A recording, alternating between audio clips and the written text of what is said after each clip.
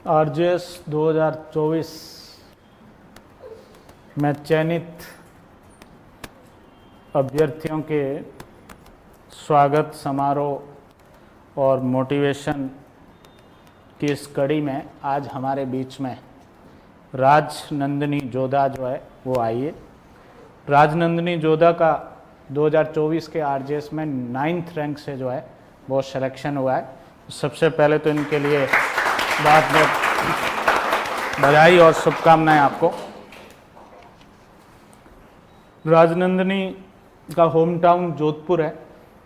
LLB पाली Bangar college से complete की, LLM criminal law में पाली बांगड़ कॉलेज से जो है वो कंप्लीट किया। मीडियम इंग्लिश है। और राजनंदिनी ने जो है दोहरा रिजल्ट दिया इस संस्थान को। पहले जेएलओ में जो है वो 37th रैंक से सेलेक्ट हुए और फिर जो है 6 महीने बाद ही आरजेएस में जो है वो 9th रैंक से है वो सेलेक्ट हुए। तो बहुत इम्प्रूवमेंट 37 से 9th जो है वो अच्छा इम्प्रूवमेंट है वो किया और आशातीत परिणाम जो है वो दिया है। KD advance law classes institute में राजनंदिनी पिछले आरजेएस मेंस के टाइम 2022 का जो आरजेएस मेंस था उस टाइम जो है वो प्रीलिम्स में भी है वो कनेक्ट थी वो टेस्ट सीरीज के माध्यम से, और मेंस के टाइम जो है वो यहाँ क्लासरूम की है वो स्टूडेंट अपनी रही। और राजनंदिनी के साथ एक जो देवेंद्रपुरी ने भी है वो एडमिशन लिया था आरजेएस मेंस क्लासरूम में। वो पिछली भर्ती में ही सेलेक्ट हो गए थे 2022 वाली में, और उस समय इनका जो है वो हुआ नहीं था और इस बार बहुत बढ़िया रैंक से जो है वो सेलेक्ट हुए। उस मेंस कोर्स के बाद जो है वो जेएलओ के इंटरव्यू, फिर आरजेएस का प्रीलिम्स मेंस इंटरव्यू, सारे स्टेजेस से जो है वो अपने कोचिंग से जुड़े हुए रहे और अल्टीमेटली इनकी मेहनत से जो है और ईश्वरीय कृपा से बहुत अच्छा परिणाम जो है वो 9th रैंक में वो सिलेक्शन के रूप में बना है। राजनंदिनी से मेरी गुजारिश रहेगी कि आप स्टेज पे आए और आपकी सफलता यात्रा के बारे में इन बच्चों को बताएं और मोटिवेट करें। इस बार की भर्ती जो आ रखी है, सीटों की संख्या कम है, इसमें कैसे ये सिलेबस काफ़ी है वो बढ़ा दिया है, तो इसमें ये कैसे परफॉर्म करे और अपनी जो है वो सफलता को सुनिश्चित कर सके, इसके बारे में थोड़ा मोटिवेशन भी दे। आपको बहुत बहुत बधाई और शुभकामनाएं। यस राजनंदिनी। Hello everyone. पहले तो मैं सर को थैंक यू बोलना चाहूँगी कि आपने मुझे मौका दिया यहाँ पे बोलने का, और बहुत अच्छा लग रहा है। कुछ टाइम पहले मैं यहाँ पे बैठी थी और आज एड्रेस कर रही हूँ आप सब लोगों को। तो मेरी जर्नी के बारे में बात की जाए तो ये मेरा सेकंड अटैम्प्ट था।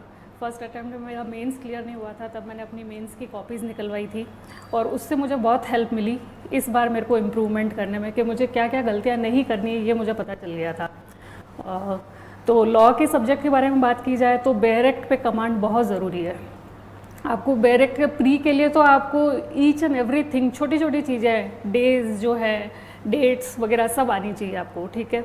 और प्री और मेंस की तैयारी साथ साथ ही आपकी चलेगी, ठीक है। और मेंस में क्या है, सेलेक्टिव हो जाता है थोड़ा। प्री में आपको सब पढ़ना है, मेंस में थोड़ा सा सेलेक्टिव हो जाता है कि कोर्स थोड़ा कम हो जाता है क्योंकि हर जगह से मेंस पे क्वेश्चन नहीं बनते हैं।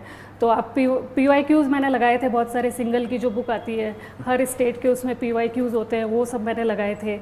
और हायर जुडिशरी के जो PYQs थे वो भी मैंने सॉल्व किए थे। तो ये था मेरा लॉ के लिए। और लैंग्वेज को है उसको भी आपको इक्वली उतना ही देना है जितना आप लॉ को वेटेज देते हैं। तो उसके लिए मैंने हिंदी के लिए मैं दिल्ली जनसत्ता का ट्यूटोरियल रोज़ पढ़ती थी, एडिटोरियल, और इंग्लिश के लिए इंडियन एक्सप्रेस का एडिटोरियल रोज़ पढ़ा करती थी।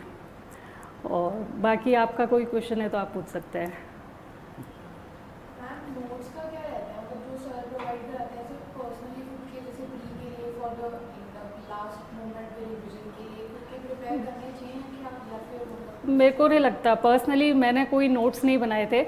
मैं सिर्फ बेयर एक्ट में जो भी एक्स्ट्रा चीज़ें जो मुझे लगती थी कि हाँ ये इंपॉर्टेंट है, केस लॉज है, वो मैं बेयर एक्ट पे स्टिक नोट्स लगा के और उसी में लिख लेती थी। क्योंकि जब आप ना कंसाइज करके रखना पड़ेगा आपको, आप बहुत सारे नोट्स भी बना लोगे, सर के नोट्स भी होंगे, जब बाद में जब एग्ज़ाम आएंगे ना तो आप ऐसे कन्फ्यूज़ हो जाओगे कि ये पढ़ूँ ये पढ़ूँ ये पढ़ूँ। इसलिए मैं तो सिर्फ बेयर एक्ट पे स्टिक रहती थी। और कोई क्वेश्चन?